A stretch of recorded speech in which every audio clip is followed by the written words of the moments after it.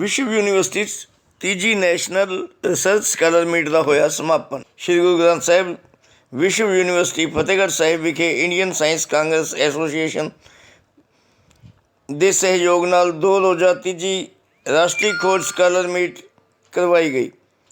इस मीट का विषय अंतर अनुशासनी खोज ते अभ्यासां च नवीनता दीआं चुनौतियां सी। मीट के मुख्य सरप्रस्त यूनिवर्सिटी के चांसलर प्रोफैसर AS बराड़ ते सरप्रस्त professor doctor Pritpal Singh vice chancellor सन। प्रोफैसर SS बिलिंग डीन अकादमिक मामले ते प्रोफैसर परमवीर सिंह इस तीजी नैशनल रिसर्च स्कॉलर मीटिंग के कन्वीनर सन। इस मौके सरदार बयान सिंह स्टेट यूनिवर्सिटी गुरदासपुर ते vice chancellor professor Sushil Mittal मुख्य मेहमान वजों शामिल होए सन। देश भर दीआं 42 संस्थावां दे प्रतिभागियों ने ਵੱਖ-ਵੱਖ विषयों ते अपने विद्वता भरपूर लेख पेश किए। आओ दिखाते हाँ इस कार्यक्रम दीआं कुछ झलकां। कैमरामैन आकाशदीप दे नाल चंद्र नागपाल की विशेष रिपोर्ट। नाद हो रहा है, इसके बारे की कहना चाहोगे? ये साडी तीजी रिसर्च मीट हुई है। ये इंडियन साइंस कांग्रेस की मदद कांग्रेस एसोसीएशन की मदद नाल असीं हर साल कराउने आ। ये साडा हर साल का सालाना ईवेंट है। ये यूनीवर्सिटी और होर ਵੱਖ-ਵੱਖਰੀਆਂ संस्थावां तो सारे विषयों के जोड़े विद्यार्थी ने खुजारती ने वो पेपर पेश करना आते हैं। इस बारी असीं करोना होने तो बाद इहदा असीं ऑनलाइन तो ऑफलाइन 2 मूड कर लए सी ते अज ये लगभग 200 के इर्द गिर्द जोड़े ਵੱਖੋ-ਵੱਖਰੇ विषयों के खुजारती ने उन्होंने परचे पेश किए हैं। इन्हां सारिਆਂ ਦਾ ਵੱਖੋ-ਵੱਖਰੇ विषयों के जोड़े विषा माहर से उन्होंने मुलांकन किया। उन्होंने मुलांकन करने तो बाद उन्होंने विद्यार्थियों खुजारथियों चंगे सुझाव दिते गए। ये महत्वपूर्ण इसका नुकता यह है कि असीं विद्यार्थियों ये सिखाना कि खोज करनी किवें, खोज हुंदी की है, खोज करने के तरीके किहड़े ने, खोज करने के संद किहड़े हुंदे ने, ते खोज चंगी खोज किवें कीती जा सकती है जिहड़ी समाज खातर लाहेवंद हो। जिहड़ी खोज समाज खातर लाहेवंद नहीं हो सकती उस खोज का कोई मंतव नहीं रह जाता। इन्हां नुकतिਆਂ ते असीं लगातार अपने खुजारथियों सेध कोई ना कोई दिंदे रहंदे आ। अज साडी यूनीवर्सिटी दे विच बाहरों ਵੱਖੋ-ਵੱਖਰੀਆਂ यूनीवर्सिटियां तो विषा माहर विद्वान आए। असीं उन्हां दे शुक्रगुजार भी हाँ ते अज उन्हां सारिਆਂ ने साडे इत्थे श्री गुरु ग्रंथ साहिब वर्ल्ड यूनीवर्सिटी विच रिसर्च मीट दे विच हिस्सा लिया। वाहिगुरू जी का खालसा वाहिगुरू जी की फतेह। अज श्री गुरु ग्रंथ साहिब वर्ल्ड यूनीवर्सिटी फतेहगढ़ साहिब विच 3rd national research scholar meet जी करवाई गई है। इंडियन साइंस कांग्रेस एसोसीएशन के सहयोग नाल ये जी रिसर्च मीट आ इत्थे तीसरी बार करवाई गई है।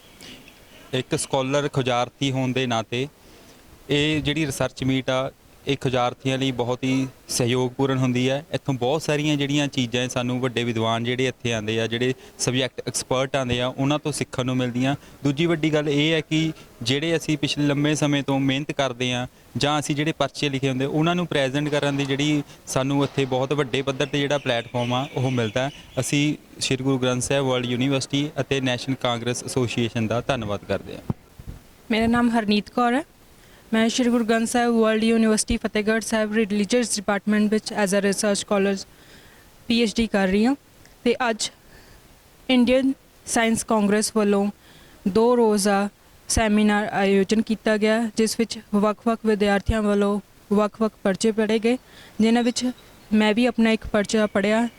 तो उस दे विच जदों उन्होंने कॉनकलूड किया उरे दे जिहड़े गैस्ट सीगे उन्होंने सानू बहुत ही वडमुले जानकारी दे नाल उन्हां ते कमेंट किया ते सानू अगे तो किवें असी अपनी रिसर्च पेपर नूं चंगा बनाउणा है, किवें उहदे विच होर सोध करनी है, उहदे बारे जानकारी दित्ती। तां असी इस सैमीनार नूं ऑर्गेनाइज करन वाली टीम ते साडी यूनीवर्सिटी दा धन्नवाद करदे हां कि सानू वो इन्ना सोहना प्लेटफॉर्म दिंदे आ ते वो प्लेटफॉर्म के जरिए सानू सारी जानकारी मिलती है। Thank you. Guru Granth Sahib world university Fatehgarh Sahib वालों मिति 24 मार्च और 25 मार्च 2022 ਨੂੰ 2 दिन की national research scholars meet Indian science congress association Patiala chapter के सहयोग नाल करवाई जा रही है।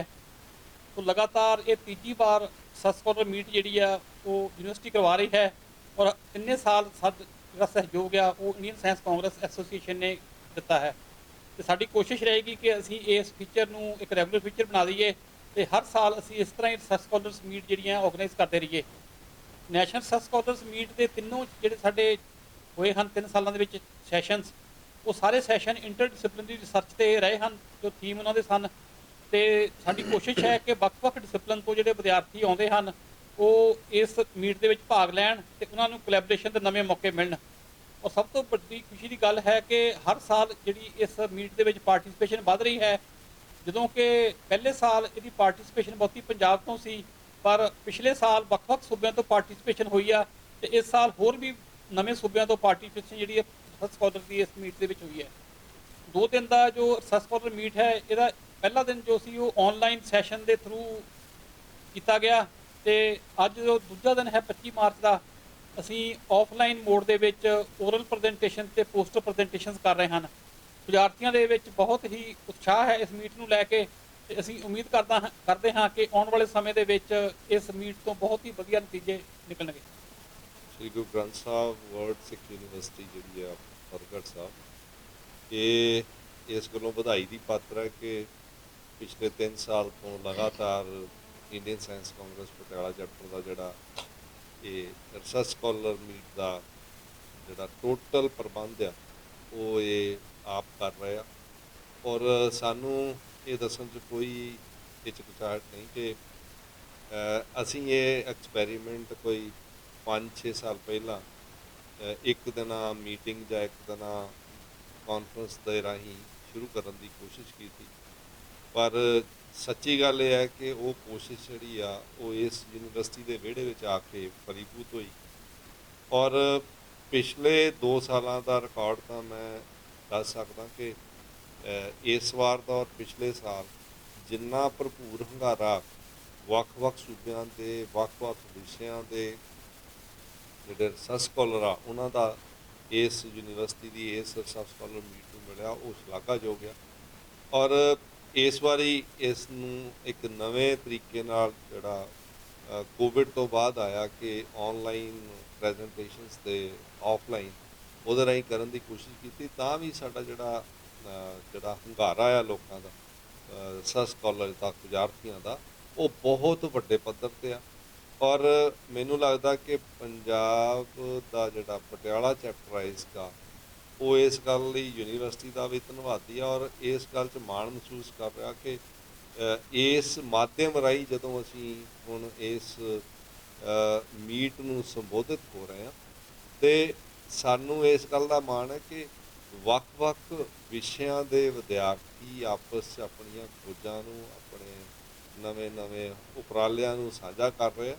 ਔਰ ਇਹਦੇ 'ਚ ਵੀ ਕੋਈ ਸ਼ੱਕ ਨਹੀਂ, ਜੇ ਤਾਂ ਸਾਡੇ ਕੋਲ ਡਾਟਾ ਨਹੀਂ, ਮੈਂ ਉਮੀਦ ਕਰਾਂਗਾ ਪ੍ਰੋਫੈਸਰ ਬਲਿੰਗ ਨੂੰ ਤੇ ਪ੍ਰੋਫੈਸਰ ਪ੍ਰਿਤਪਾਲ ਹੋਣਾ ਨੂੰ ਕਿ ਉਹ ਇਹਦੇ 'ਚੋਂ ਕੁਝ ਡਾਟਾ ਵੈਲੂਏਟ ਕਰਨ ਦੀ ਕੋਸ਼ਿਸ਼ ਕਰਨ ਕਿ ਜਿਹੜੇ ਵਿਦਿਆਰਥੀ ਇੱਥੇ ਇਸ ਮੀਟ 'ਚ ਹਿੱਸਾ ਲੈਂਦੇ ਆ ਕਿ ਉਹ ਭਵਿੱਖ ਵਿੱਚ ਕੋਈ ਆਪਸ 'ਚ ਰਲ ਕੇ ਕੋਈ ਹੋਰ ਉਪਰਾਲੇ ਕਰਨ ਦੀ ਕੋਸ਼ਿਸ਼ ਕਿਸੇ ਨੇ ਕੀਤੀ ਹੈ। ਜੇ ਉਹ ਸੰਭਵ ਹੋ ਜਾਏ ਤਾਂ ਮੇਰਾ ਖਿਆਲ ਹੈ ਸਾਡਾ ਇਹ ਜਿਹੜਾ ਉਪਰਾਲਾ ਆ ਉਹ ਇੱਕ ਤਰ੍ਹਾਂ ਨਾਲ ਕਾਮਯਾਬੀ ਵੱਲ ਚੱਲਣ ਲੱਗ ਪਏਗਾ, ਕਿਉਂਕਿ ਸਾਡਾ ਇਸਕਾ ਦਾ ਪਟਿਆਲਾ ਚੈਪਟਰ ਦਾ ਪੰਜਾਬ ਅਕੈਡਮੀ ਆਫ ਸਾਇੰਸਿਸ ਦੇ ਲਗਾਤਾਰ ਉਪਰਾਲੇ ਇਹ ਨੇ ਕਿ ਅਸੀਂ ਕੋਸ਼ਿਸ਼ ਇਹ ਕਰ ਰਹੇ ਹਾਂ ਕਿ ਪੰਜਾਬ ਦੇ ਵਿੱਚ ਖਾਸ ਤੌਰ 'ਤੇ ਇੱਕ ਜਿਹੜਾ ਸਾਇੰਸ ਦੇ ਵਿਸ਼ਿਆਂ ਪ੍ਰਤੀ ਜਿਹੜੀ ਇੱਕ ਰੁਚੀ ਆ ਉਹਨੂੰ ਹੋਰ ਪ੍ਰਫੁੱਲਤ ਕਰ ਸਕੀਏ। ਨੰਬਰ 2, ਜਿਹੜੀਆਂ ਖੋਜਾਂ ਹੋ ਰਹੀਆਂ ਨੇ ਉਹ ਸਿਰਫ ਲੈਬਾਂ 'ਚ ਨਾ ਰਹਿ ਜਾਣ, ਕਿਉਂਕਿ ਆਮ ਤੌਰ 'ਤੇ ਜਿਹੜੀਆਂ ਕਾਨਫਰੰਸਾਂ ਨੇ ਉਹਨਾਂ ਦੇ ਰਾਹੀਂ ਇਹ ਕੋਸ਼ਿਸ਼ ਹੁੰਦੀ ਆ ਕਿ ਐਕਸਪਰਟਸ ਆਪਣੀ ਰਾਏ ਰੱਖਦੇ, ਪਰ ਅਸੀਂ ਕੋਸ਼ਿਸ਼ ਇਹ ਕੀਤੀ ਕਿ ਜਿਹੜੇ ਖੋਜਾਰਥੀ ਇਹ ਕੰਮ ਕਰ ਰਹੇ ਉਹ ਖੋਜਾਰਥੀ ਆਪਣੀ ਰਾਏ ਪਹਿਲਾਂ ਰੱਖਣ, ਉਸ ਦੇ ਉੱਤੇ ਜਿਹੜਾ ਐਕਸਪਰਟ ਆ ਉਹ ਆਪਣੀ ਇੱਕ ਖਾਸ ਓਪੀਨੀਅਨ ਜਿਹੜੀ ਆ, ਆਪਣੀ ਖਾਸ ਦਿਸ਼ਾ ਨਿਰਦੇਸ਼ ਜਿਹੜੇ ਆ ਉਹਦੇ ਰਾਹੀਂ ਪੈਦਾ ਕੀਤੇ ਜਾਣ। ਔਰ ਮੈਨੂੰ ਲੱਗਦਾ ਕਿ ਜਿਵੇਂ ਵਾਈਸ ਚਾਂਸਲਰ ਸਾਹਿਬ ਨੇ ਕਿਹਾ, ਪ੍ਰਿਤਪਾਲ ਜੀ ਨੇ, ਕਿ ਅਸੀਂ ਕੋਸ਼ਿਸ਼ ਕਰਾਂਗੇ ਕਿ ਇਹ ਫੀਚਰ ਬਣ ਜਾਏ ਇਸ ਯੂਨੀਵਰਸਿਟੀ ਦਾ ਕਿ ਹਰ ਸਾਲ ਰਿਸਰਚ ਸਕਾਲਰ ਮੀਟ, ਇਸ ਲਈ ਤਾਂ ਅਸੀਂ ਇਹਨੂੰ ਨੈਸ਼ਨਲ ਕਹਿ ਰਹੇ ਹਾਂ, ਕੋਸ਼ਿਸ਼ ਕਰਾਂਗੇ ਕਿ ਕੋਈ ਸਮਾਂ ਅਜਿਹਾ ਅਸੀਂ ਕਰ ਸਕੀਏ ਜਦੋਂ ਇਹਨੂੰ ਅਸੀਂ ਇੰਟਰਨੈਸ਼ਨਲ ਰਿਸਰਚ ਸਕਾਲਰ ਮੀਟ ਜਿਹੜੀ ਆ ਉਹਨੂੰ ਬਣਾ ਸਕੀਏ। ਔਰ ਇਹ ਉਪਰਾਲਾ ਜਿਹੜਾ ਆ ਸਾਡੇ ਖੋਜਾਰਥੀਆਂ ਲਈ ਇੱਕ ਬੜਾ ਵੱਡਾ ਮਾਧਿਅਮ ਤੇ ਬਹੁਤ ਵੱਡੀ ਸਟੇਜ ਆ ਜਿਹੜੀ ਉਹਨਾਂ ਨੂੰ ਮਿਲ ਰਹੀ ਆ ਕਿ ਉਹ ਆਪਣੀਆਂ ਖੋਜਾਂ ਕਰਨ ਤੇ ਉਹਨਾਂ ਖੋਜਾਂ ਨੂੰ ਇਸ ਮੀਟ ਦੇ ਰਾਹੀਂ ਆਪਸ 'ਚ ਸਾਂਝਾ ਕਰਨ ਤੇ ਜੇ ਉਹਦੇ ਵਿੱਚੋਂ ਕੋਈ ਖਾਸ ਤਰ੍ਹਾਂ ਦਾ ਵਧੀਆ ਢੰਗ ਤਰੀਕਾ ਹੋਰ ਨਿਕਲਦਾ ਤੇ ਉਹਨੂੰ ਉਹ ਪੈਦਾ ਕਰਨ। ਸੋ ਮੇਰੇ ਖਿਆਲ 'ਚ ਇਹ ਮਕਸਦ ਜਿਹੜਾ ਉਹਨੂੰ ਅਸੀਂ ਅਚੀਵ ਕਰ ਰਹੇ ਹਾਂ। ਇਹ ਜਾਣ ਕੇ ਬੜੀ ਖੁਸ਼ੀ ਹੋਈ ਮੈਨੂੰ ਕਿ ਅੱਜ ਇੱਕ ਸੈਮੀਨਾਰ ਰੱਖਿਆ ਗਿਆ ਜਿਹੜਾ ਕਿ ਡੈਡੀਕੇਟਿਡ ਹੈ ਰਿਸਰਚ ਸਕਾਲਰਸ ਵਾਸਤੇ। ਇਹ ਆਮ ਤੌਰ ਤੇ ਬਹੁਤ ਘੱਟ ਦੇਖਣ ਨੂੰ ਮਿਲਦਾ ਹੈ ਕਿ ਇਸ ਟਾਈਪ ਦੇ ਸੈਮੀਨਾਰਸ ਯੂਨੀਵਰਸਿਟੀਜ਼ ਅਰੇਂਜ ਕਰਦੀਆਂ, ਪਰ ਮੈਨੂੰ ਇਸ ਗੱਲ ਦਾ ਮਾਣ ਹੈ ਕਿ ਸ਼੍ਰੀ ਗੁਰੂ ਗ੍ਰੰਥ ਸਾਹਿਬ ਯੂਨੀਵਰਸਿਟੀ ਨੇ ਇਹ ਬੀੜਾ ਚੱਕਿਆ ਕਿ ਜਿਹਦੇ ਵਿੱਚ ਕਿ ਰਿਸਰਚ ਸਕਾਲਰਸ ਵਾਸਤੇ ਇੱਕ ਕਾਨਫਰੰਸ ਕੀਤੀ ਜਾਂਦੀ ਹੈ ਤੇ ਇਹਦੇ ਨਾਲ ਬਹੁਤ ਜ਼ਿਆਦਾ ਮੋਟੀਵੇਸ਼ਨ ਮਿਲਦੀ ਹੈ ਬੱਚਿਆਂ ਨੂੰ, ਕੰਮ ਕਰਨ ਵਾਲਿਆਂ ਨੂੰ, ਔਰ ਇਹ ਰਿਸਰਚ ਫੀਲਡ ਵਾਸਤੇ ਇੱਕ ਬਹੁਤ ਹੀ ਇੰਪੋਰਟੈਂਟ ਇਵੈਂਟ ਹੈ। ਅੱਜ ਦੇ ਦੌਰਾਨ ਰਿਸਰਚ ਦੀ ਗੱਲ ਕਰੀਏ ਤਾਂ ਉਹਨੂੰ ਵਿਭਾਗਾਂ 'ਚ ਵੰਡਣਾ ਬਹੁਤ ਮੁਸ਼ਕਿਲ ਹੋ ਗਿਆ ਕਿਉਂਕਿ ਇੰਟਰਡਿਸਪਲਿਨਰੀ ਰਿਸਰਚ ਦਾ ਟਾਈਮ ਆ ਚੁੱਕਿਆ ਹੈ, ਐਪਲੀਕੇਸ਼ਨ ਓਰੀਐਂਟਿਡ ਰਿਸਰਚ ਦਾ ਟਾਈਮ ਆ ਚੁੱਕਿਆ ਤੇ ਜਿੰਨੀ ਵੀ ਸਾਡੀ ਟ੍ਰੇਨਿੰਗ ਹੈ ਚਾਹੇ ਉਹ ਇੱਕ ਫੀਲਡ ਦੇ ਵਿੱਚ ਹੋਏ, ਦੋ ਫੀਲਡਾਂ 'ਚ ਹੋਣ, ਅਸੀਂ ਸਾਰਿਆਂ ਨੂੰ ਇੱਕ ਦੂਸਰੇ ਦੀ ਮਦਦ ਦੇ ਨਾਲ ਹੀ ਉਹ ਕੰਮ ਕੰਪਲੀਟ ਕਰ ਸਕਦੇ ਹਾਂ ਤੇ ਫਸਟ ਏਰੀਆਜ਼ ਦੇ ਅਕੋਰਡਿੰਗਲੀ ਰਿਸਰਚ ਕਰਨੀ ਪੈਣੀ ਹੈ ਸਾਨੂੰ। ਅਸੀਂ ਕਹੀਏ ਜੀ ਮੇਰਾ ਤਾਂ ਇਹ ਇੱਕ ਫਸਟ ਏਰੀਆ ਹੈ, ਮੈਂ ਇਸੇ ਏਰੀਆ 'ਚ ਕੰਮ ਕਰਾਂਗਾ, ਉਹ ਨਹੀਂ ਚੱਲੇਗਾ। ਅਸੀਂ ਦੁਨੀਆ ਦੇ ਨਾਲ ਜਿਸ ਤਰ੍ਹਾਂ ਕਿ ਵਰਲਡ ਦੇ ਵਿੱਚ ਟੌਪ ਲੈਵਲ ਦੀ ਰਿਸਰਚ ਹੁੰਦੀ ਹੈ, ਸਾਨੂੰ ਉਹਦੇ ਨਾਲ ਕੰਪੀਟ ਕਰਨਾ ਹੈ ਔਰ ਇਸ ਵਾਸਤੇ ਇਹ ਯੂਨੀਵਰਸਿਟੀ ਦਾ ਬਹੁਤ ਵਧੀਆ ਇੱਕ ਪਲੇਟਫਾਰਮ ਚਲਾਇਆ ਹੈ ਔਰ ਮੈਨੂੰ ਉਮੀਦ ਹੈ ਕਿ ਅੱਗੇ ਆਉਣ ਵਾਲੇ ਟਾਈਮ ਦੇ ਵਿੱਚ ਵੀ ਇਹ ਚੱਲਦੀ ਰਹੇਗੀ। ਇਸ ਤਰ੍ਹਾਂ ਦੀਆਂ conferences doctor Pritpal vice chancellor ਤੇ ਹੋਰ ਮੈਨੇਜਮੈਂਟ ਦੇ ਜਿੰਨੀ ਸਪੋਰਟ ਹੈ ਇਸ ਟਾਈਪ ਦੀ ਕਾਨਫਰੰਸਿਸ ਨੂੰ ਮਿਲਦੀ ਰਹੇਗੀ, ਐਕਸਪਰਟਸ ਬੁਲਾਉਂਦੇ ਰਹਿਣਗੇ ਤੇ ਆਪਸ 'ਚ ਵਿਚਾਰ ਵਟਾਂਦਰਾ ਹੁੰਦਾ ਰਹੇਗਾ। ਮੇਰੇ ਵੱਲੋਂ ਸਾਰਿਆਂ ਨੂੰ ਸ਼ੁਭਕਾਮਨਾਵਾਂ ਤੇ